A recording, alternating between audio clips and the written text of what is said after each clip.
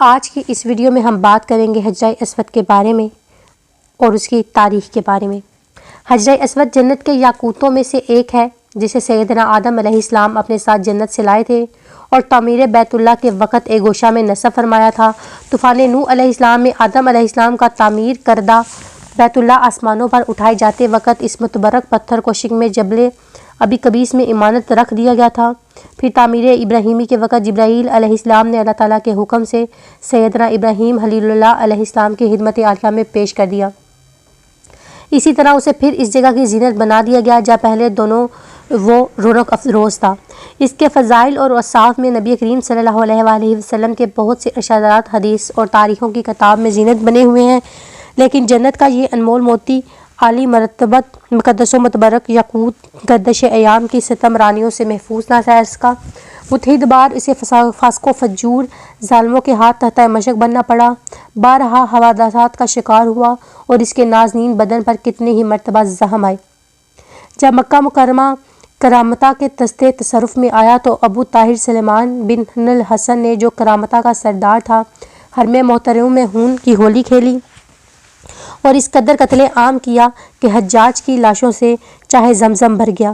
شہر اور مضافات کے 30,000 بے قصور افراد کو موت کی نیند سلا دیا، جن میں 1700 حاجی اور 700 طواف کرنے والے بھی شہید ہو گئے، اور اس نے یہ سارا کھیل مزاب رحمت یعنی کعبہ شریف کا پرنالہ جو سونے کا تھا اکھاڑنے، مقام ابراہیم اور حجرہ اسود چوری کرنے کی نامشکور جسارت کے لیے کھیلا تھا۔ 2 آدمی اس مذموم حرکت کے لیے کعبہ شریف پر چڑھے مگر آن واحد میں سر کے بل زمین پر گر کر وصلِ جہنم ہو گئے۔ مقام ابراہیم تو اس کے دستے تصرف سے مامون رہا کیونکہ خدام حرم نے اس پہاڑ کی گھاٹی میں کہیں چھپا دیا تھا۔ ذی الحج بروز اتوار عصر کے وقت جعفر بن حلاج نے ابو طاہر کے حکم سے حجرہ اسود کو کدال سے اکاڑ لیا تھا۔ اس پر کئی ضربیں لگائی گئی جس سے کچھ ریزے ٹوٹ گئے اور اپنے ساتھ بحرین لے گئے اور اس کی جگہ خالی رہ گئی۔ تقریباً 22 سال کا طویل زمانہ گزر جانے کے بعد بحرین کے شہر حجر سے بروز بدھ ذی الحج کو یہ مبارک پتھر واپس ہوا۔ واپسی بھی موزہ نما تھی۔ کرامتیوں سے بار بار واپسی کا مطالبہ جب زور پکڑ گیا تو انہوں نے یہ عذر لنگ پیش کیا کہ وہ پتھر دوسرے پتھروں میں مل جل کر گیا ہے، ان میں سے الگ کرنا ہمارے بس کا روگ نہیں، اگر تمہارے پاس اس کی کوئی علامت ہے تو تلاش کر لو۔ چنانچہ علماء کرام سے استفارہ کیا گیا تو انہوں نے ارشاد فرمایا ان سب پتھروں کو آگ میں ڈالا جائے، جو پتھر آگ میں پگھل جائے یا پھٹ جائے وہ حجرہ اسود نہیں ہے۔ حجرہ اسود کو آگ متاثر نہیں کر سکتی کیونکہ یہ جنت کا پتھر ہے۔ اس طرح اس مقدس پتھر کی برتری اور مقبولیت کا لوحہ منوا کر اسے واپس لوٹا دیا گیا اور پھر سے کعبہ کی زینت بنا دیا گیا۔ علامہ جلال الدین سیوطی رحمۃ اللہ علیہ نے لکھا ہے کہ یہ ظالم ابو طاہر چیچر کے عارضہ میں مبتلا ہوا، اس کا جسم پھٹ گیا اور نہایت ذلت کے ساتھ مرا۔ علامہ قطب الدین رحمۃ اللہ فرماتے ہیں کہ ابو طاہر کرامتی بدبخت کو ابراہ کی طرح بیت اللہ کی بجائے اپنے شہر حجر میں حج کا اہتمام کرنے کا جنون دماغ میں پیدا ہوا تو اس نے عرض سے ایک عالیشان محل بنوایا جس کا نام دارالجہرہ رکھا گیا۔ چنانچہ حج کے ایام میں ایک لشکر جرار لے کر مکہ مکرمہ پر حملہ ہوا، طواف کرنے والوں، نماز پڑھنے والوں اور احرام کی حالت میں حاجیوں پر دستے ستم دراز کیا۔ حد یہ کہ حرم محترم کے اندر بھی بے دریغ قتل کیا۔ شہر کے علاوہ گرد و نواح میں قتل عام کا بازار گرم کیا۔ 30,000 بے گناہ انسانوں کے خون سے اپنے ہاتھ رنگین کیے۔ اس قدر روح فرسا واقعہ کبھی رونما نہیں ہوا تھا۔ وہ ظالم کہتے تھے کہ تم مسلمان ہو، یعنی جو حرم میں داخل ہوگا وہ مامون ہو گیا، بتاؤ اب امن کہاں گیا۔ علامہ ابن خلدون رحمۃ اللہ علیہ رقم تراز ہیں، ابو طاہر نے کعبۃ اللہ کا دروازہ اکھاڑ پھینکا تھا، غلاف کعبہ کے ٹکڑے ٹکڑے کر کے اپنے فوجیوں میں بانٹ دیے، حجرہ اسود کو اکھاڑ کے ساتھ لے گیا، اہل مکہ کے گھر بار اور مال و متاع کو لوٹ لیا۔ اس نے روانگی کے وقت یہ اعلان کر دیا کہ آئندہ سے حج اس کے ہاں ہوا کرے گا۔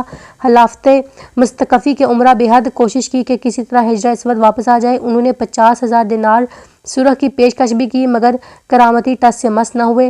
وہ ابو طاہر اس خیال فاسد پر قائم تھا کہ یہ ناپاک جسارت اپنے امام عبید اللہ مہدی والی افریق کی خوشنودی کے لیے کر رہا تھا، لیکن جب منصور اسماعیل نے کیرون سے حجر اسود کی واپسی کا مطالبہ شدت سے کیا اور ادھر عبید اللہ مہدی نے بھی ابو طاہر کو سختی سے ڈانٹا کہ اگر حجرہ اسود واپس نہ کرو گے تو پھر جنگ کے لیے تیار ہو جاؤ، اس لیے مجبوراً اسے واپس کرنا پڑا، جبکہ اس سے قبل خلافت مستکفی کی جانب سے 50,000 دینار کے عوض بھی واپسی کا مطالبہ مسترد کر دیا گیا تھا۔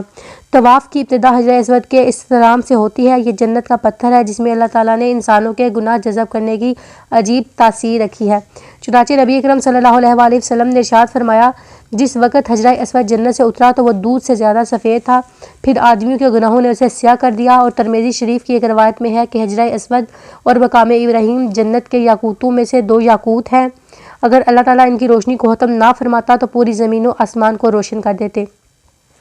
نیز یہ بھی مروی ہے کہ حجر اسود قیامت کے دن اپنے بوسہ لینے اور اسلام کرنے والوں کے حق میں سفارش کرے گا، اور اس دن اللہ تعالیٰ اس کو زبان اور ہونٹ عطا فرمائے گا۔ نبی اکرم نے ارشاد فرمایا، جس کا ترجمہ کچھ اس طرح ہے، اس حجر اسود کو اپنے عمل خیر کا گواہ بنا لو، کیونکہ یہ قیامت کے دن سفارشی بن کر اللہ کے دربار میں اپنے لوگوں کے لیے رحمت کی دعا کرے گا اور اللہ تعالیٰ سے ان کے لیے معافی کی دعا بھی کرے گا۔